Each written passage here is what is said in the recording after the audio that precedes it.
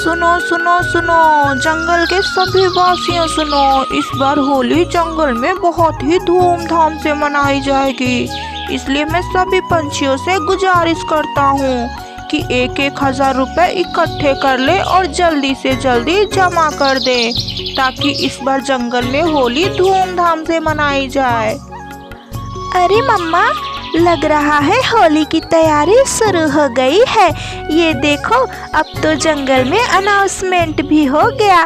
मम्मा, अब हम जल्दी से 1,000 रुपए इकट्ठे करके जमा कर देते हैं, ताकि हम भी इस बार होली धूमधाम से मनाएं।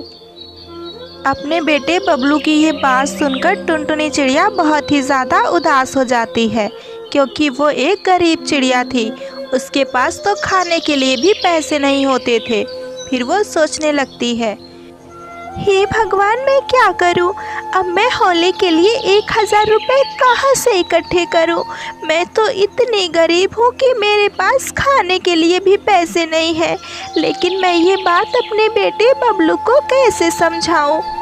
ऐसे टुनटुनी चिड़िया अभी सोच ही रही थी, तभी उसका बेटा बबलू कहता है, अरे मम्मा, आपको क्या हो गया? आप क्या सोच रहे हो? मम्मा, बाहर के सभी पंछी इस बार होली धूमधाम से मनाएंगे, और देखना, इस बार भी मैं जम के होली खेलूंगा।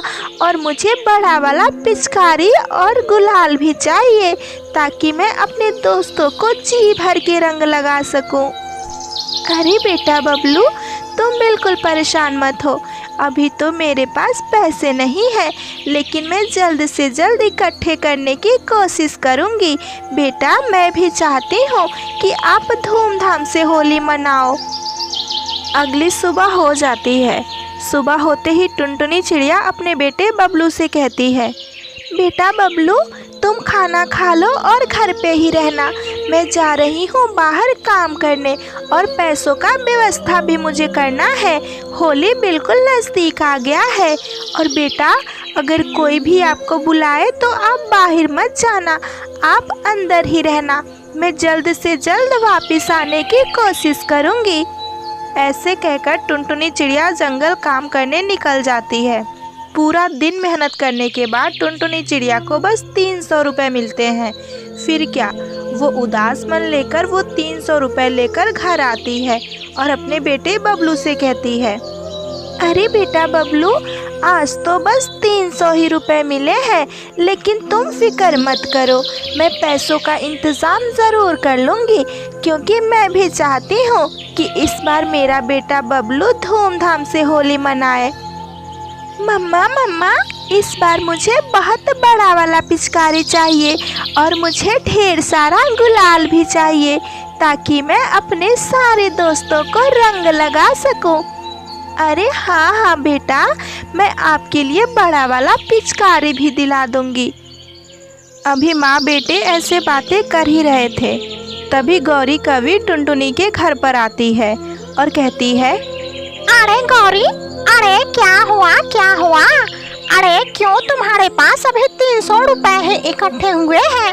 अरे जंगल के सारे पंछी 1,000 रुपए जमा कर चुके हैं। बस कल तक का ही टाइम है। अगर तुमने जमा नहीं किए तो तुम इस बार होली नहीं मना पाओगी। इस बार टेंट में सिर्फ हम लोग ही होली मनाएंगे, तुम्हें बाहर कर दिया जाएगा। अरे गौरी बहन, आप ऐसी बात ना करें। मैं जल्द से जल्द पैसे इकट्ठे करने की कोशिश कर रही हूँ, और देखना, कल तक मैं 1,000 रुपए ज़रूर इकट्ठे कर लूँगी। अरे हम जंगल के सभी पंछी तुझे बहुत अच्छे से जानते हैं। खाने पीने के लिए तो कुछ है ही नहीं, और 700 रुपए अभी इकट्ठे भी करने हैं। और इतनी आसानी से बोल रही है जैसे लग रहा है पैसे पास में ही रखी है।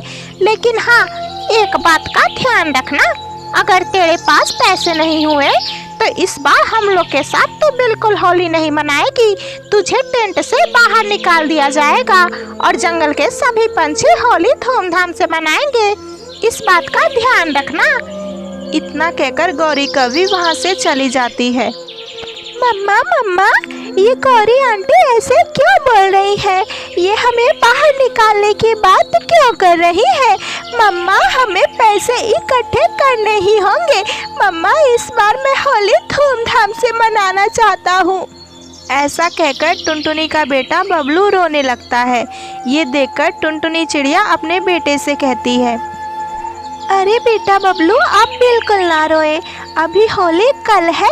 मैं आज पूरा दिन मेहनत करूंगी और देखना शाम तक मैं सारे पैसे इकट्ठे कर लूंगी। बेटा, आप अपना ख्याल रखना, मैं बाहर काम के लिए जा रही हूँ। इतना कहकर टुनटुनी चिड़िया काम के लिए निकल जाती है। पूरा दिन और रात मेहनत करने के बाद टुनटुनी चिड़िया को पूरे 700 रुपये मिल जाते हैं। वो बहुत खुश होकर अभी पैसे लेकर आ ही रही थी, तभी उसे रास्ते में कुछ चील मिल जाते हैं। अरे ओ चिड़िया, अरे इतनी रात में कहाँ जा रही है और ये हाथ में क्या ली है? मुझे तो लग रहा है इसमें ढेर सारे पैसे हैं। चल मुझे दे दे, वरना मैं तुझे जान से मार दूंगा। अरे चील भैया, आप ऐसा ना कहें। पूरा दिन मेहनत करने के बाद मैंने 700 रुपये इकट्ठे किए हैं। मैं चाहती हूँ कि इस बार मेरा बेटा बबलू होली मनाए, इसलिए मैं ये पैसे लेकर जा रही हूँ। प्लीज़ चील भैया, मुझे माफ़ कर दीजिए, मेरे पैसे ना लीजिए। लेकिन चील कहाँ सुनने वाले, टुनटुनी चिड़िया के सारे पैसे छीनकर लेकर भाग जाते हैं। टुनटुनी चिड़िया रोते हुए घर जाती है। मम्मा मम्मा, क्या हुआ? आप क्यों रो रहे हो? अरे बेटा, मैं क्या बताऊं, मेरे सारे पैसे जो मैंने इकट्ठे किए थे चीलों ने छीन लिए हैं।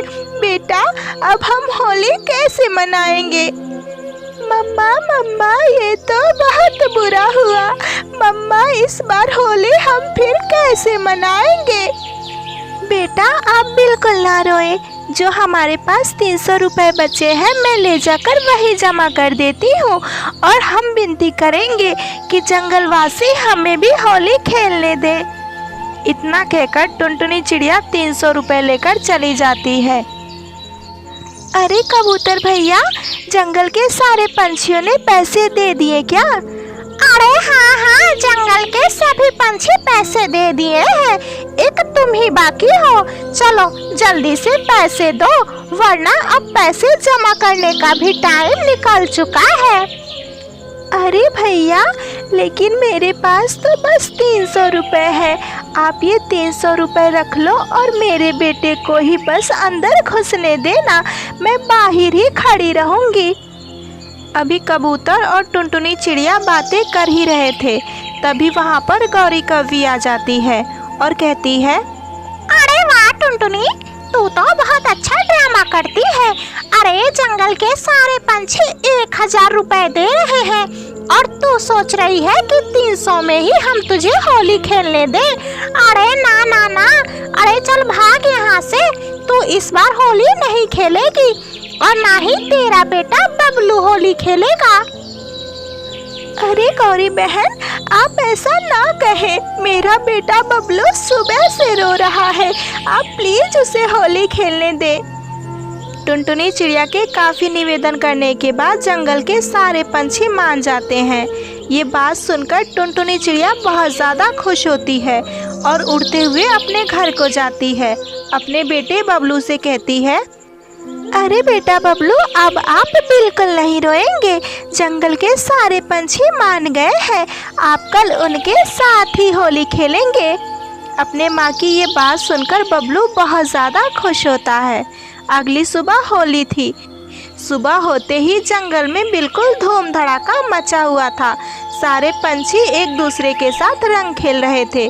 टुनटुनी चिड़िया भी अपने बेटे बबलू को लेकर जल्दी से टेंट के पास पहुंच जाती है। अरे ओ चिड़िया, अरे तू बाहर रहेगी, तेरा बेटा बबलू ही बस अंदर जाएगा। अरे 300 रुपए जमा किए हैं और सोच रही है मैं भी अंदर चली जाऊं। अरे ना बाबा ना, तू बाहर ही रहेगी। ठीक है कालू भैया, मैं बाहर ही रहूंगी, मैं अंदर बिल्कुल नहीं जाऊंगी। टुनटुनी चिड़िया उदास मन लेकर बाहर खड़ी रहती है और जंगल के सारे पंछी अंदर होली खेल रहे थे। तभी वहाँ पर जालिम चील आ जाता है और कहता है, अरे वाह, आज तो मजा ही आ जाएगा। एक काम करता हूँ, इस टेंट को ही मैं खींचकर गिरा देता हूँ ताकि जंगल के सारे पंछी इसमें दबकर मर जाए। फिर मैं एक एक करके सबको खाऊंगा। टुनटुनी चिड़िया जालिम चील की सारी बातें सुन लेती है। हे भगवान, ये तो जालिम चील टेंट गिराने की बात कर रहा है, तब तो इसमें जंगल के सारे पंछी दबकर मर जाएंगे। मुझे कुछ ना कुछ करना ही पड़ेगा। फिर क्या, टुनटुनी चिड़िया एक मोटा सा डंडा उठाती है और जालिम चील को मारने लगती है।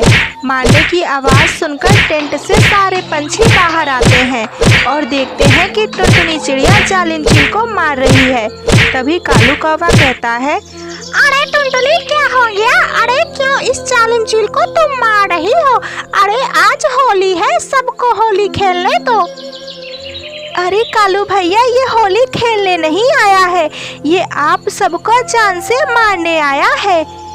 टुनटुनी की ये बात सुनकर सारे पंछी भी जालिम चील पर भिड़ जाते हैं और उसे जान से मार देते हैं। अरे टुनटुनी, तुम हम सबको माफ कर दो। आज तुम्हारी वजह से हम सबकी जान बची है, वरना आज हम सब मारे जाते। ऐसे सारे पंछी टुनटुनी से माफ़ी मांगते हैं और फिर क्या, मिलजुल कर सभी धूमधाम से होली खेलते हैं।